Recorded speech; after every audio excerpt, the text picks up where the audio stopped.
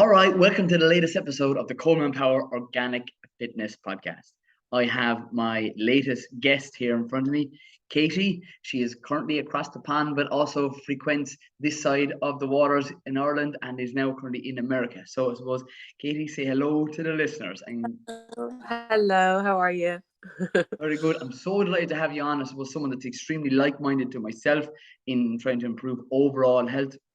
I'd love you to tell maybe the listeners a little bit about yourself, a little bit about your background. We'll call it like that elevator pitch. Okay. Well, I mean, to be honest, I wasn't into holistic health until I got really sick. I was actually diagnosed with cancer several years ago.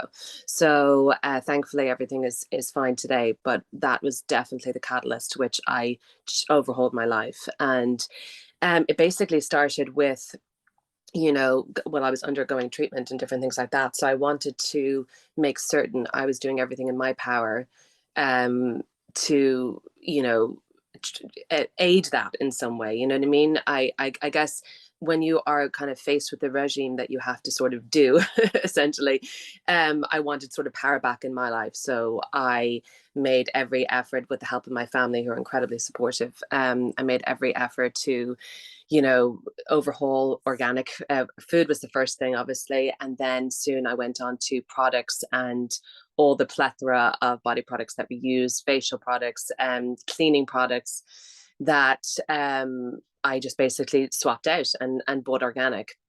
And that was kind of my first prior to that, my background is I'm actually an actor. So that is basically my career, what I trained in when I was younger. So this was a very, very new venture for me 5 years ago now. It's amazing. So just to say to the listeners, you're currently from Ireland, and as a result of that, you are now based where in America specifically? We're based in Tennessee in America. So I've always been over and back to the States. I lived my kind of junior education over in New York and went back to Ireland. So we've always been back and forth. And work-wise to be here. Right. I want to suppose get the listeners to know a little bit about what you actually do, and definitely the topic that we will be discussing in detail is a little bit about what are toxins and how do people, I suppose, start to eliminate them from their current diet, lifestyle, and their day-to-day. So, I mean, you are your background is organic farming, so basically when it comes to all of our produce that we eat, they're overloaded with pesticides, herbicides. When it comes to the products that we use, you go and you read a label, and half of it you don't understand, and a lot of it's there for the purpose of making it smell good, synthetic fragrance, which is one of the worst things for your body. And to have a longer shelf life. So two things we can eliminate straight off the bat. By what I do is I basically use essential oils, which are pure, and then I make products to last me, a month, as opposed to having it in my, my cleaners there for years. I don't need that. I don't need a longer shelf life. For me, health is far, far more important. So basically what we've come to as a society now, because years ago people were doing this much more, traditionally speaking, people were using what I use to clean my house much more. And the funny thing is, when I was doing markets in Ireland, a lot of specifically older women would come up to me and say, oh yeah, I use that, yeah, because they're used to it, because it was sort of passed down. But somewhere along the line we have opted for convenience, and as a result we have what is known as toxic burden, which is basically a cumulative burden on our system from all of these different things. Because it's not just the body wash, it's the body wash, the hand soap, the laundry detergent, and so on and so forth.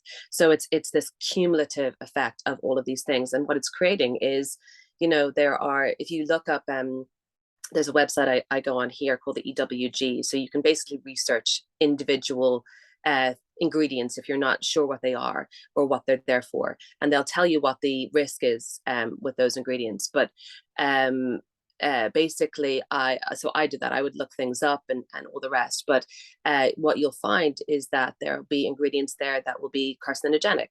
There'll be ingredients there that will be hormone disruptors, which is wreaking havoc on our system and leads to things like cancers. And then, just basic allergies, things that, and you're thinking, why is this in my product? And, prior to this, before I personally got sick, I was sort of the opinion, if it was on the shelf, it had to be safe. And it's not true. It's so It's far just not from the true. truth. It's so far from the truth. I'd love you to give examples of either cleaning products, hair products that you are currently using for, I suppose, your own health, so the listeners could take that and put that into their own practice. So cleaning, when because I coach people on DIYing products all the time. Cleaning is probably the easiest place to start, because you don't need a huge amount of essential oils and you don't need a huge amount of ingredients. So for example, with a multi-purpose spray, I use a vinegar-based multi-purpose spray. So I have like an amber glass bottle. I would use a quarter of the bottle of vinegar. I would add in my essential oils that I use, and they can be a plethora of different things that are good for, like tea tree or lemon or whatever the purpose is. And then I fill the rest up with my filtered water, and you're good to go.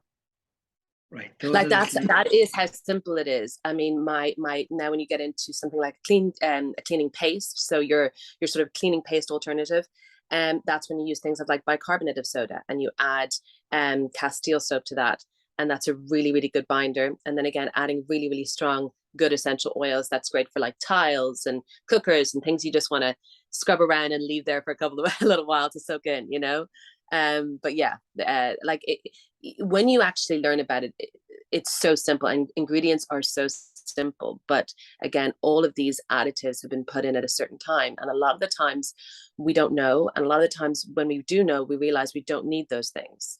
And like I said, synthetic fragrance is one of the main culprits, because I know it exists over here, and I think it might exist in Ireland as well, whereas there's this law, almost like a loophole law, where if you put fragrance as an ingredient, you don't actually have to list what's in that fragrance, because it's under what they call basically, if I'm like a commercial brand and I don't want someone stealing my fragrance, it's under that sort of loophole.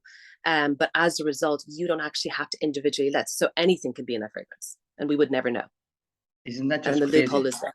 It's so, when you start getting educated on it, it's frightening. And I think you just realize that you are your own advocate. You know what I mean? Like, this is what this whole experience has taught me, is that I was on a health journey. When it came to my prognosis, no one's going to care as much about my health than me. You can have the most incredible doctors, and they're phenomenal, and they're your lifeline at a certain point, but it comes down to how much you want to live and how much you want to live well, yourself. So it is very much about, and I've gotten very into that idea of like self-sufficiency now, which is really appealing to me. Yeah, your health is your wealth. And I love that point that you've mentioned. You are the most important person in the world, and you know what's actually really good for you and what's actually working, and definitely eliminating and reducing endocrine disruptors and toxins in your body, whether it be from their cleaning products, your shampoos, your creams, which a lot of people think it's necessarily the labels that we won't even mention them here, because you're worth it. You put it on your hair, put it on, scrub it all over your body. Hope I don't get shot for that. But it's those things, but that have fragrance in it, and that I suppose are attracting people to it. Oh, this smells absolutely lovely. But the most simplest things, what I would use is typically a soap made from, like, say, shea butter and simple ingredients that I literally use to wash under my arms, in around my groin. And I don't often, I suppose, have to state the fact that washing your hair shouldn't be an everyday thing. Why? Because it's essential oils that are literally there to protect you. And that used to be the norm. And just like, I suppose, with the next topic we're going to get on to, growing your own. Everybody would have had an apple tree. Everybody would have grown carrots and potatoes in your backyard. But we've gone so far away from that. From we'll go to the shop and we'll buy the potatoes that are actually peeled already and that have been in Ireland shipped to Cyprus.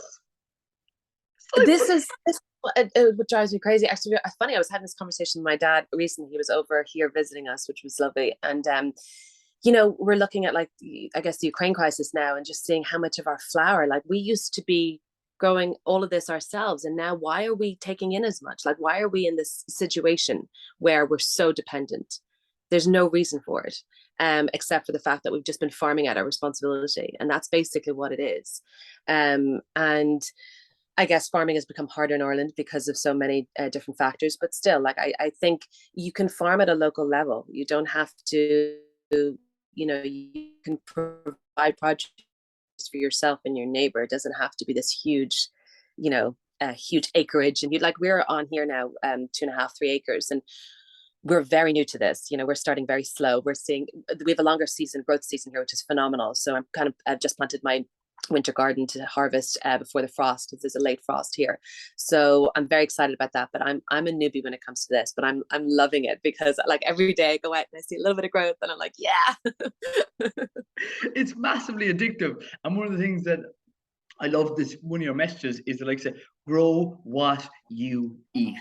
That is the most simplest thing in the world. Oh, I'm not sure what to grow. I don't know I'm any good at it. The only way you can learn is by literally failure. And don't ever see failure as a bad thing. It's a way of learning. When we learned, everybody learned to walk. We fell. What happened is we got straight back up. Yeah. Yeah, there's this perfection thing, and I do think that's brought about by a little bit by social media as well. Like you see bits and bobs of people's lives, and you think, oh, they're doing it so much better than I am.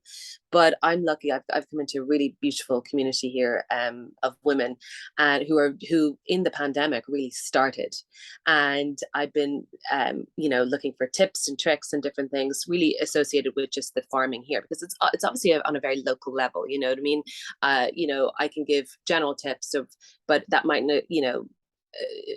ring home to people in Ireland at the moment, because they have a different growing season. So I wanted to kind of know about just the kind of local things, and it's just been really inspiring to see people again take that initiative, because I think two things happened during the pandemic. People either just sort of went under a blanket, or they really went out and said, okay, I have to be, a little bit more alert now and aware of where things are coming in, and also expenses.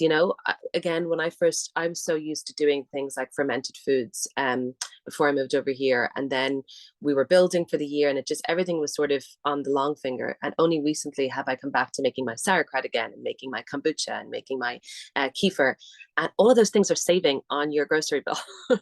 You know what I mean? Like, once you get these things down, like, it's just nice to not go into aisles. I don't go into the cleaning aisle. I don't go, you know what I mean? I can avoid certain aisles in the supermarket. I hate the supermarket.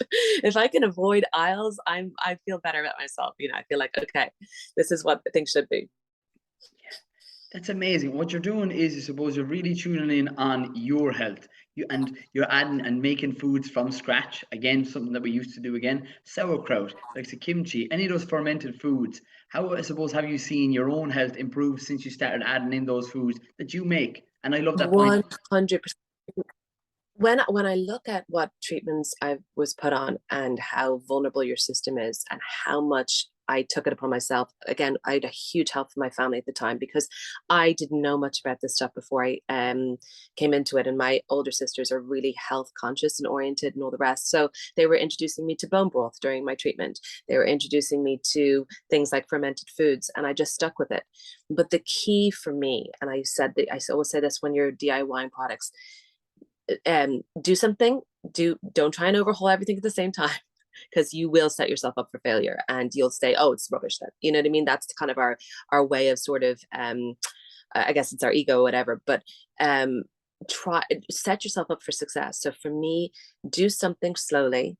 So if you wanted to look into fermented foods, okay, sauerkraut, go and buy sauerkraut, go and buy organic sauerkraut, and then look at it and see how easy it is to make, and then maybe try making your own, and create a habit around that before you go on to the next thing. Because our instinct with everything is convenient. We want to do all the things at the same time, and get this part of our life moving. And it's really about slowing down more than anything else. It's about slowing down and giving yourself a bit of a break, and then realizing and listening to your body more, because that's what I had to do. It's like listening to your body's needs. Like, even at the moment, I'm feeling a bit run down. So like, I go on a bit of a protocol of just, okay, how do I boost my system before I, instead of running about the place and, running to the chemist, running here, running there, what can I do at home to just boost myself without having to go there? And I just think our grandparents were doing this, all of these things are passed down. There's nothing new here, but it's just being relearned because somewhere along the line it's gotten forgotten or hasn't been passed down. I suppose, is that period that you're in right now, is that due to work commitments, family, I suppose, individuals, that you're currently feeling a little bit overwhelmed? And I'd love for you to give examples of how you maybe slow down so you can actually speed back up. Again, listening to your body. If you before we get sick, before we have symptoms, you can feel the rundown before you feel the rundown, if you know what I mean. Like, if you really truly listen to your body, you know when you're slightly at a slower pace and you feel something coming on. So for me, I'm very much about, I would regularly take things like bone broth and all the rest, but I'm very vigilant when I start feeling that under the weatherness, that I go and I have protocols that I like. I would be taking my vitamin C, liposomal, I'd be taking zinc, I'd be taking certain things, and then natural things like actually posted one of my link recently of fire cider. Fire cider is like an old traditional tonic that people used in the wintertime to kind of fend off cold and flus. Elderberry syrup is another one. I did a foraging course recently and they made elderberry syrup, and because my kids and myself are just feeling slightly run down at the moment, we've been taking that. So all of these different things, natural things you can be taking, and then suddenly it doesn't get worse. Suddenly you can just sort of fend it off, and then give your body, along with all of this, time to rest, sleeping, resting. At the weekend, I just sort of cancel my plans. Cancel your, prioritize yourself, cancel your plans. Don't try and run on empty. What are you achieving by that? You're just going to run yourself into the ground, and then you at a certain point you have to choose yourself and your health, because you don't want to get to the point where you get a diagnosis and you're trying to do all this stuff at the same time with your diagnosis and you're overwhelmed. Don't allow yourself to get to that point. And if you think it's never going to happen to me, I was so thought, this is never, why would, when I was diagnosed, I was so like, how did this happen? This doesn't happen to people my age, all the rest. It's so common now, once you realize the statistics in cancer are so common, that if you escape it yourself, you will know someone who has it. So it's like, it's such a commonality. So I think we have to really get blunt with ourselves as to how this can be and let's not have it a part of our lives. Let's prioritize our health at a certain point. And it's great that you literally are mentioning the likes of that cider vinegar syrup and the likes of the elderflower or elderberry syrup. Elderberry syrup. Those are things that come into season for a reason. So those people, this podcast is recorded in September. It'll be out in the next 2 weeks. Okay, so it'll still be in September. Those foods come into season for a reason. We are going into the colder months of the year. Your immune system is boosted. Why? Because when you remember that fact that 70% of your immune system is located in your gut. And when you start realizing that food is medicine. It is. It is. It can be lovely. Like, it has changed my life for the better. Nothing about my life now feels like a drag. It feels like I've been given new life. That's what it feels like. Not getting too poetic, but it does feel like that.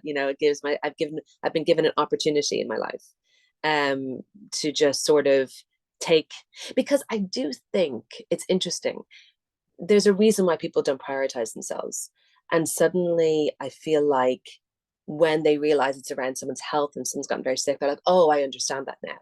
But they wouldn't normally do that for themselves prior to getting sick. They would, like, there's something there that we have to really look at as to why we aren't prioritizing these things in our lives. We're running around, here, there, and everywhere. And it's like, well, your health and your well-being of you and your family should be the most important things in your life. It's the reason why we do everything else, isn't it? So that has to come first. It really does.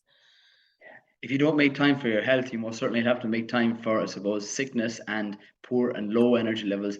And that's the whole ethos of you have to make priority what you want to improve on. And most people are going to tell you, I'd love to be happier, I'd love to be healthier. And that comes from a lifestyle of definitely eliminating, I suppose, processed foods and toxins in your body to, I suppose, thrive. A lot of people are living, but they're not definitely thriving as they most certainly can from eating the best type of foods they possibly can. I'd love to further, I suppose, pull out like the examples of endocrine disruptors that are so common, I suppose, in the day-to-day of a high percentage of people's lifestyle. Would you expand on what are endocrine disruptors and how Well, you... anything that disrupts your hormones. So basically, what you'll find now is the rise in hormone-related cancers.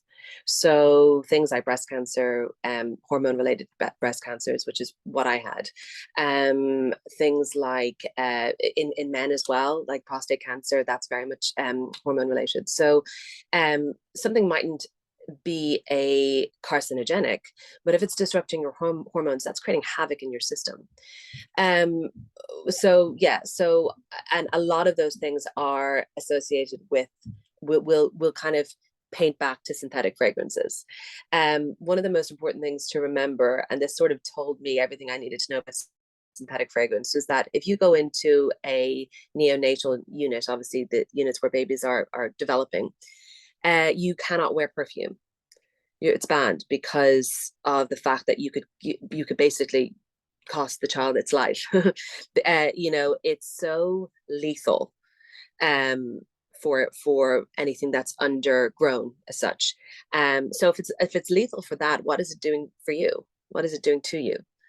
And I think, for me, the way I sort of allowed myself to think prior to this, 6-7 years ago, was that perfume, obviously you want to smell nice, all the rest, but you'd be like, again, like if it's on the market, it's safe, or maybe there's a certain amount of products we can withstand that babies can't. Because I know when my babies were born, prior to going through this, I still prioritized organic for them, and I didn't for myself. And I look back at that time and I'm thinking, why didn't I prioritize that for myself when I prioritized it for them? It's a really interesting psychology. And I know I'm not the only one that thinks this when I speak to, because I often wonder, like, what was I thinking back then? Because I was aware of like organic food. I was aware of healthier options, but I would always make some sort of excuses like, oh, this is too expensive, or this is that, or budget, or whatever. And then, things happen and you find the money. You will find the opportunity, but it's about it is about putting an emphasis on it and prioritizing it. One thing I also speak to people about is that they're if they want to kind of overhaul a product, or if they want to start with a product that's in their body, I always suggest deodorants. And the reason why I do this is because A, lot of them are most of them are toxic, and B, there's this obsession that's happened the last 20-30 years about, not only getting a deodorant, but getting a deodorant that's also an antiperspirant. And that just drives me crazy, because it's like, we are meant to sweat. This is part of... So glad you said that. So glad you said that. It's natural. It's natural. And it's part of this, like for me, for my personal, what I've gone through with our lymph system, if you don't allow yourself to perspire, what do you think is going to happen to all of the toxins that are under there with the antiperspirant? They're going to trap and stay there and magnify there. And is that what you want? Like, you need to sweat. Now, you can wash regularly if that's something that you want, or wearing natural deodorant, but just allow yourself to sweat. So what I always recommend to people doing, because I tried to go on natural deodorant years ago, again, prior to this, and I was always like, oh, it's not successful, whatever. So what I always try to recommend to people is do what I call it's known as armpit detox.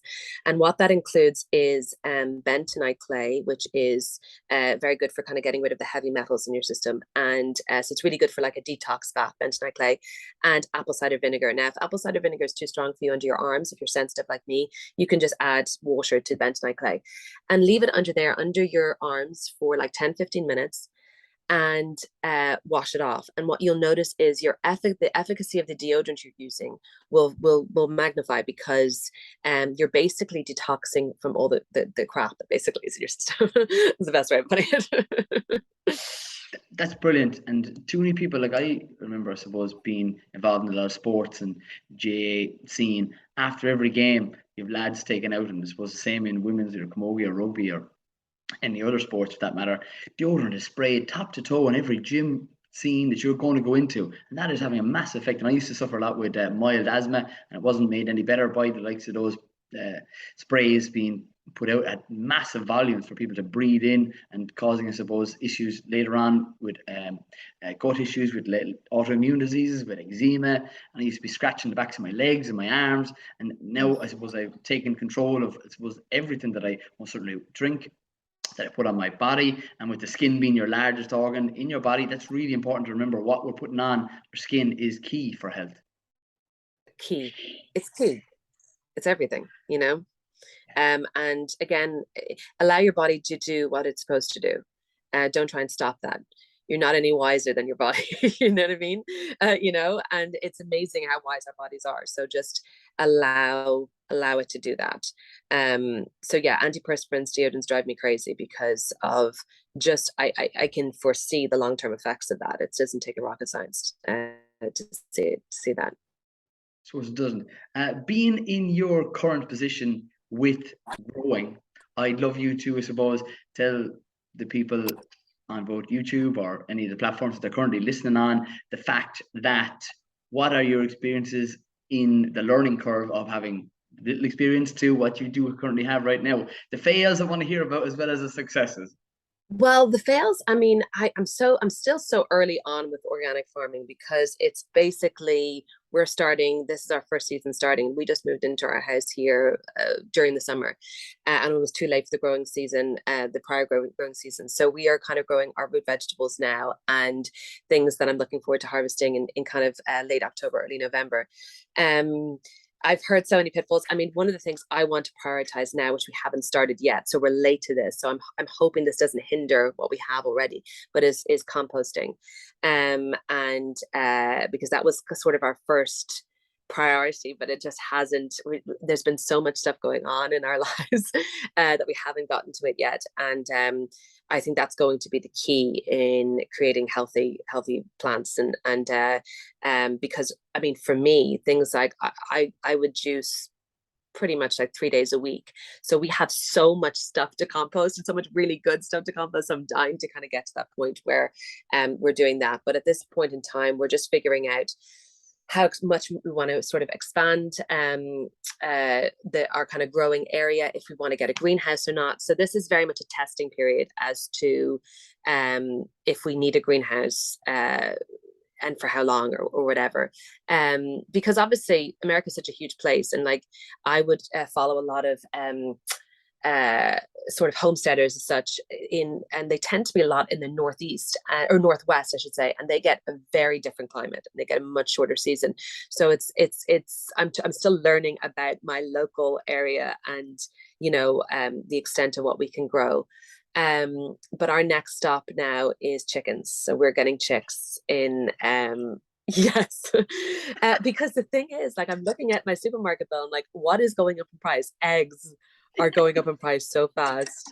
They're They such a are like great, organic, like nature's free-range. multivitamin. They're so handy. Literally, you feed them the scraps of literally the juices that you're doing, they will gobble those up, and that's full of fiber. Yeah. That's good for their gut health. And if you are what you eat, eats, and it's one of the things I definitely recommend. Whatever your starting point is, I always recommend people, you say it too, grow what you eat. But definitely coming into, I suppose, those colder months, definitely they're dark leafy greens. So your kales, your spinach, your rocket, your arugula. For those in America, it's the same thing. Your Oriental salads. All those things are literally breadwinners for people. Why? Because we definitely should be eating green because it has the wide spectrum of those antioxidants. And they literally can be grown whether you have a half an acre, a quarter acre, 2 acres, as Katie does. You can have literally a windowsill, a pot, because those Well, things the grow. great thing about kale, like we were growing kale, we were in the UK a couple of years ago, and we had a very small back garden, and our kale went crazy. Like it was abundant.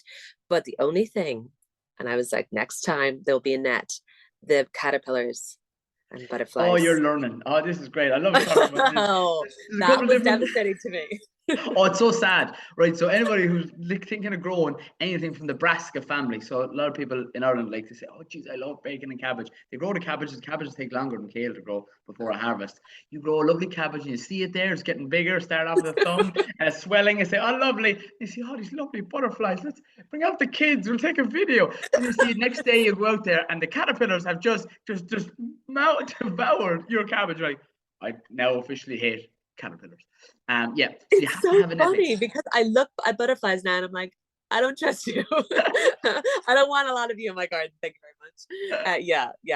That was a very early learning curve for me because I thought because it was such a it was like several years ago we were growing it and I was like, oh, this is so amazing. And we tried again in Ireland and it just didn't work as well. Again, you have to be so clear with the time that you start. But I remember just coming home that day and just seeing it decimated, and I was just not happy.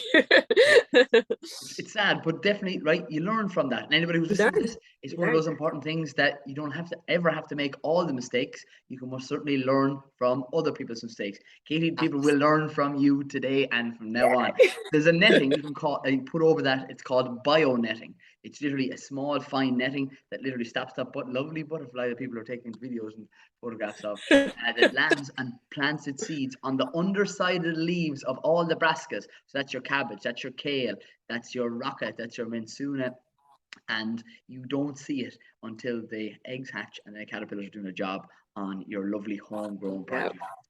Yeah. It's too late by the time you realize it. But you see, they don't. The butterflies don't like the cold nights, and that's when you see it's great because things come into season for a reason. Growing those kales and oriental salads throughout the winter months, where you have a ground area or prepped, or you have most certainly a polytunnel advantage because they're less likely to go into a polytunnel because of, I suppose, the boundary in It's a itself. bit strange, isn't it? Yeah.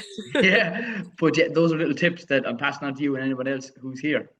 Oh, thank you. Thank you. I need all the tips I can get. Yeah, and I suppose with the likes of growing, there's that added advantage of, I suppose, like grounding, and whether it's your hands or it's your feet that you're doing a little bit of connecting with the earth. I'd love for you to expand on how you, I suppose, use that in your daily practice for So optimal health. I would do that a lot here. I'm kind of temperature sensitive in the sense I much prefer the heat. I found that hard in Ireland specifically because it was just colder, damper, especially damper. Like when I was doing markets in Ireland, I'd be coming home just so cold. And I don't thrive well in that. And some people do, they get used to it. And then there's some people, they really don't like the heat. Whereas for me, because of, how pale I am, I don't necessarily always like to be out in the direct sunlight, but I love high temperatures. So and we get a huge we get a huge summer season here in the sense of like it really starts getting warm around end of April, early May, and then it kind of stays warm here until like October. So yeah, grounding is one of those things that I try and do on a daily basis. I as well as so grounding and doing more fun stuff outside. So another thing is, which we've started doing recently, is just going for a cycle ride after dinner. Just sort of like, it reminds me of like my youth again. Like my kids love it. They've gotten to an age now where they can both cycle really well. I have a 9 and 7-year-old, and we just kind of take off after dinner with our dog, and it's like a little family time together. You know what I mean? And it's just kind of, it's great because you're sort of exercising after you eat and before, it just puts you in kind of a good stead for the evening time. And it's being outside.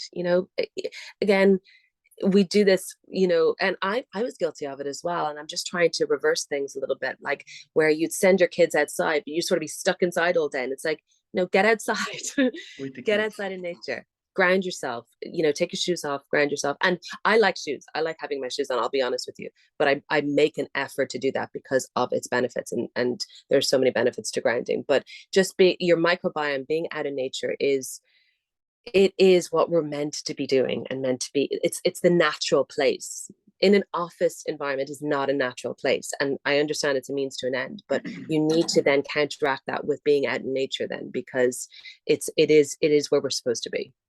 Yeah, whether we're definitely not designed to sit at a desk for 9 or to 5 or 8 to 5 for that matter, but we most certainly do have an opportunity before work for listeners. I always try and give people solutions. You have a break time, whether it's at 10, 11, or you want to have one at 1 o'clock or 2 o'clock whenever you do take your breaks, and in the evening. You have to prioritize your health. And this whole podcast is definitely centered around, I suppose, optimal health, improving your, I suppose, ability to thrive, reducing the amount of toxins in your body.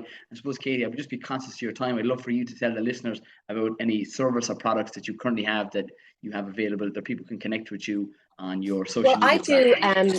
So I basically chat on DIY DIY living and DIYing your own products, and that's basically the crux of my Instagram. So if you go to my Instagram handle is Greenway Homestead, and reach out to me if you sort of want to go on a similar journey. The best thing to do is reach out to me, and I'll chat through things. I could speak on essential oils all day. I absolutely love it. But one thing I just want to say before we finish up is going back to making something a habit. I'm reading a great book at the moment, Atomic Habits. I cannot remember the author for the life of me, but one of a really great tip that I've taken from it, and I try and do on a daily basis or on a weekly basis now, is you are more inclined to stick with something if you obviously prioritize it, but if you create a time and a day in which you confirm you're going to do something. So for example, I'm going to go outside and ride my bike, or I'm going to go outside and start planting or whatever on Sunday at 4 o'clock. If you have that in your schedule, you're more inclined to stick with it. It's just how our beings work, how our psychology works. So I would kind of, for me, you have habits in your life. Everybody has habits. It's just about reshaping those habits to better habits, as opposed to sitting in front of a television and eating bad. And even if those habits, I mean, I'm a big believer in just sort of slowing down a little bit and, just prioritizing that time at home that gives you the ability. Because the thing is, if you work a long work week and you're running out on weekends, you're running on empty. You're not going to have the time to do anything for yourself, and it'll just go until you have a burnout. So again, try and get to that point where you reshape things before the burnout, or before you get a bad diagnosis, or before any of that happens. There's a huge opportunity level that we have here. And one of the great things about COVID is it really allowed people that opportunity to slow down, which I think if people are honest with themselves, kind of miss, because it was a forced opportunity that they said, okay, I can do what I want now for the next while. Yeah. Well, I suppose, Katie, that is a brilliant way to finish the podcast. Make time for yourself, build healthy habits, eating more, I suppose, single ingredient, chemical-free foods for your optimal health. And I suppose thanks for coming on to the show. And I always end these podcasts by saying, stay tuned, stay classy, and keep it organic. Thank you.